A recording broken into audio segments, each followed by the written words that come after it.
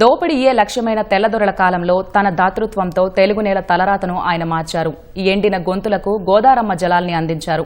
బీడు భూములకు ధాన్యపు రాసులను బహుమతిగా ఇచ్చారు. శతాబ్దాలు దాటిన చెదరని జ్ఞాపకంగా వెలుగొందుతున్నారు. గోదావరి జిల్లాల్లో ప్రతి రైతు గుండె చప్పుడై వినిపిస్తున్నారు. దైవంలా మారి దేవుడి పటాల సరసన పూజలు అందుకుంటున్నారు.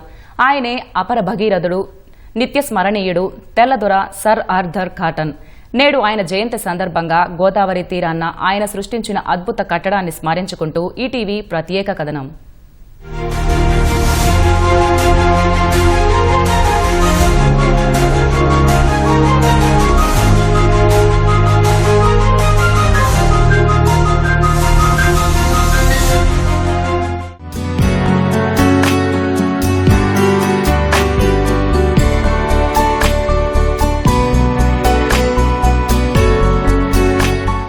అఖండ గోదావరికే అందమైన వడ్డాణం, అన్నదాతల పాలిట కల్పతరువు.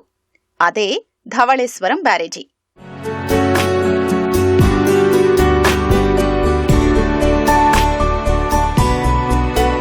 రాజమహేంద్రవరం చెంత ఉధృతంగా పరవళ్లు తొక్కే గోదారమ్మకు నడక నేర్పిన అద్భుత కట్టడమిది. వృధాగా సముద్రం పాలయ్యే నీటిని మళ్లించి ఉభయ గోదావరి జిల్లాల్ని సస్యశ్యామలం చేసిన ఈ ప్రాజెక్టు వెనుక ఒక మహనీయుడి కృషి ఉంది. ఆయనే British engineer sir Arthur Cotton. ఆంగ్లేయుడైన తెలుగు నేలపై ఆయన చూపిన మమకారం అసమానమైనది. గోదావరి తీరంలో ధవళేశ్వరం బ్యారేజీని నిర్మించి ఈ ప్రాంతాన్ని దక్షిణ భారత ధాన్యాగారంగా మార్చిన అపర భగీరథుడి త్యాగానికే ఇది సజీవ సాక్ష్యం.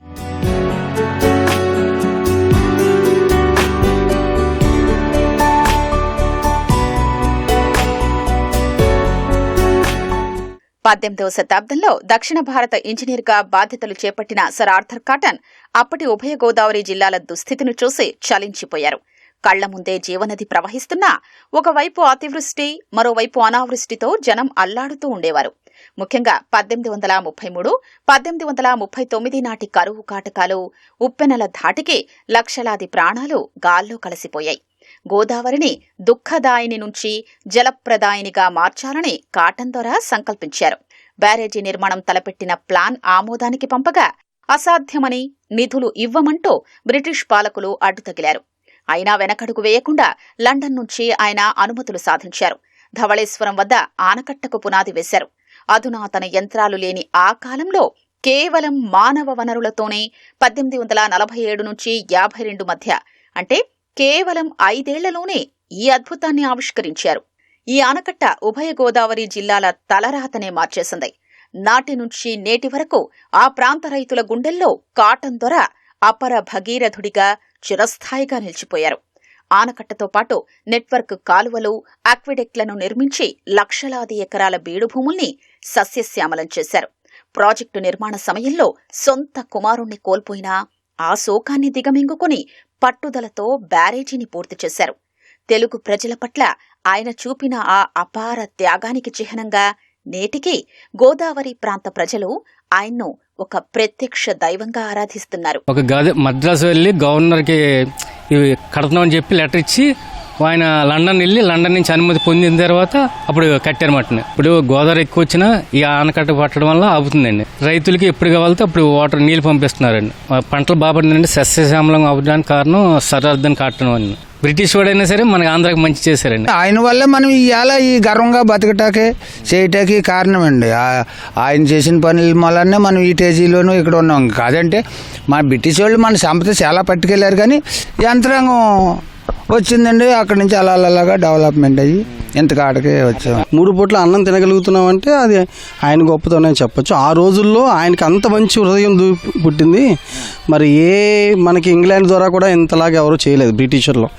నిజంగా సర్ ఆర్థర్ కాటన్ అంటే నిజంగా మహానుభావుడు. సర్ అనే పేరుకి తగ్గట్టుగా ఆయన మనకి ఉండి పాలించినందుకు మనకు ఒక ఉపకారం చేసి వెళ్ళాడు. నిజం చెప్పాలంటే ఈ గోదావరి జిల్లాలో ఎప్పుడు కూడా ఆయన మర్చిపోకూడదు.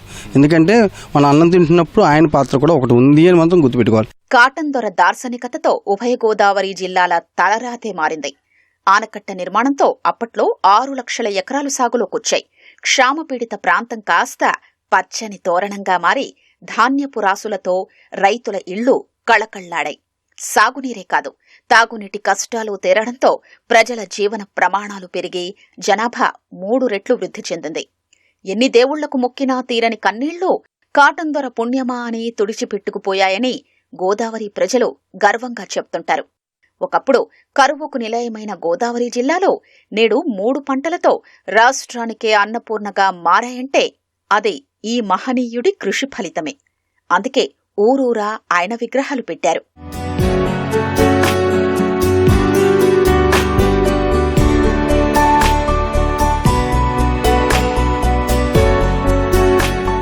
ఆ మహానుభావుడు eastern delta, central delta, western delta అని 3 ప్రాంతాల కింద విభజించి వాటికి తగ్గ ఏటిగట్లు కట్టించి కెనాల్ సిస్టమ్ అంతా చేసి దాని పక్క పిల్ల కాలువలు కూడా ఏర్పాటు చేసి మొత్తం డిజైన్ చేసి పెట్టాడు. ఆ మహానుభావుడు పెట్టిన భిక్ష వల్ల మంచినీరు తాగుతున్నారు. ఆ నిర్మాణాలను రక్షించుకోవాల్సిన బాధ్యత ప్రభుత్వం మీద ఉంది. ఇటు వరిచేలు కానివ్వండి, ఇటు కొబ్బరి తోటలు కానివ్వండి, ఇప్పుడు కొత్తగా వచ్చినటువంటి రైలు చెరువులు కానివ్వండి, ఆ మహానుభావుడు పెట్టినటువంటి మాకు భిక్షగా మేము అందరం కూడా అనుకుంటూ ఆయన్ని ప్రతిరోజు కూడా స్మరించుకుంటూ ఉంటాము. మేమే కాదు, మా పిల్లలు కూడా, మా పిల్లలు ఉన్నంత తరం కూడా ఎప్పుడు కూడా ఆయన స్మరించుకోవాలని చెప్పేసి, రాబోయే తరంలో కూడా ఆయన్ని పూజించాలని చెప్పేసి కోరుకుంటూ విరమిస్తున్నాం. పల్లం భూములు నీరు పారుతుంటే ఈ ప్రాంతంలో ఉన్న కాలువల ద్వారా నీరు రావడం వల్ల గ్రౌండ్ వాటర్ పెరిగి ఈ వ్యవసాయం అంతా కూడా మెట్ట ప్రాంతం కూడా ఆ గ్రౌండ్ వాటర్ పెరగడం వల్ల ఈ కొబ్బరి తోటలు కూడా చాలా అభివృద్ధి చెంది ఈ ప్రాంతంలో అన్ని రకాలుగా కూడా మేము సస్యశ్యామలంగా ఉండటానికి కారణభూతులం అయ్యాం ఆయన దయ వల్ల. Sir Arthur cotton British engineer అయినా ఆయన చూపిన సేవానిరతికి ముగ్ధులైన ప్రభుత్వం ఆ మహనీయుని త్యాగాన్ని అధికారికంగా కొనియాడుతోంది. నదీ తీరాన కొలువుదీరిన ఆయన పాలరాతి విగ్రహం, నిర్మించిన మ్యూజియం నేటికి ఆయన ఘనతను చాటుతున్నాయి. స్నానాదులు ముగించుకుని ఆ దొర విగ్రహానికి నమస్కరించడం గోదావరి తీరవాసులకు ఆచారంగా మారింది. ఆయన మృతి చెందే దశాబ్దాలు గడిచినా ఏటా ఘనంగా జయంతి వేడుకలు నిర్వహిస్తూ గోదావరి ప్రజలు తమ కృతజ్ఞతను చాటుకుంటున్నారు. 150 ఏళ్లు గడిచినా ఇంకా గోదావరి ప్రజల గుండెల్లో కాటన్ దొర చిరంజీవిగా నిలిచిపోయారు.